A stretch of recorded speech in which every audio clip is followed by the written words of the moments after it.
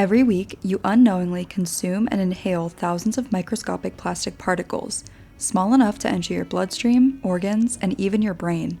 For decades, we worried about plastic choking our oceans, but the real crisis is far more intimate. Microplastics, fragments less than 5 millimeters wide, are now being detected throughout the human body. Your brain appears especially vulnerable, accumulating microplastics up to 30 times more than other organs like the liver or kidneys. Scientists now believe traces of plastic are embedded within the neural tissue of most people alive today.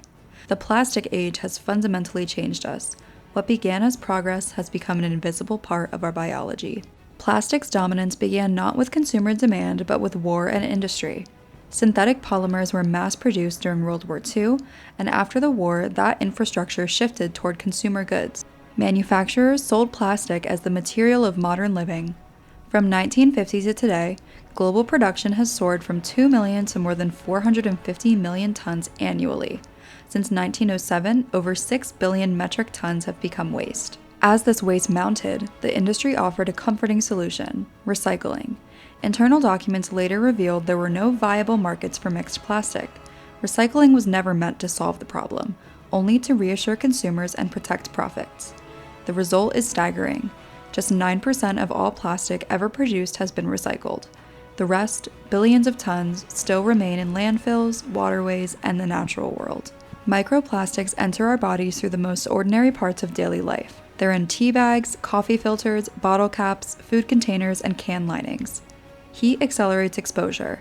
Microwaving food in plastic or pouring boiling liquid into a cup releases thousands of particles.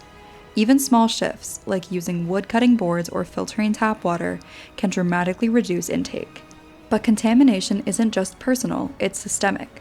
The raw material for most plastic is the nurdle, a pellet about the size of a lentil and the second largest source of the plastic pollution worldwide.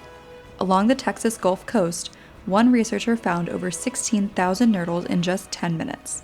Because they aren't legally classified as hazardous waste, they remain largely unregulated, despite their ability to absorb toxins and enter food chains. One of the health effects is cardiovascular disease. A major study found that 58% of arterial plaques contain polyethylene or similar plastics, linking buildup directly to heart disease. Another is endocrine disruption. Chemicals like BPA and phthalates interfere with hormone systems, affecting fertility and increasing hormone-related cancers. Microplastics also cause metabolic and developmental effects. Plastic exposure is tied to obesity, type 2 diabetes, and early-onset colorectal cancer, and has even been detected in human placentas, meaning exposure can begin before birth. Together, these findings reveal a pattern of silent, lifelong contamination, an internal pollution our bodies can't easily remove.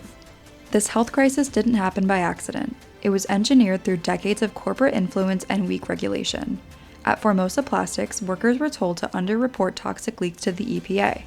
When activist Diane Wilson sued the company for polluting Texas waterways, she won a $50 million settlement, the largest citizen-led environmental case in U.S. history. Yet the company made thousands of times that amount in profits the same year. Change requires both personal and systemic action. Avoid heating or storing food in plastic. Use glass, stainless steel, or ceramic alternatives. Filter your water. Avoid plastics labeled 3, 6, or 7. And prioritize deep, restorative sleep, the body's natural detox system. At a policy level, the Plastic Pellet-Free Waters Act aims to classify nurdles as hazardous waste, a crucial step toward real accountability. But progress depends on political will and public pressure. The plastic created in the 1950s is now settling into the seafloor, doubling in concentration every 15 years.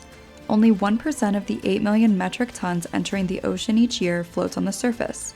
The rest fragments, sinks, or clings to coastlines, a hidden legacy that will outlast us all. We designed plastic to endure. Now it endures within us, in our blood, our cells, and our children. We are living evidence of the biological cost of the plastic age. At Forever Green, we believe awareness leads to action. Subscribe for more science-driven stories and visit forevergreen.earth to learn practical ways to live sustainably. And as always, thank you for watching.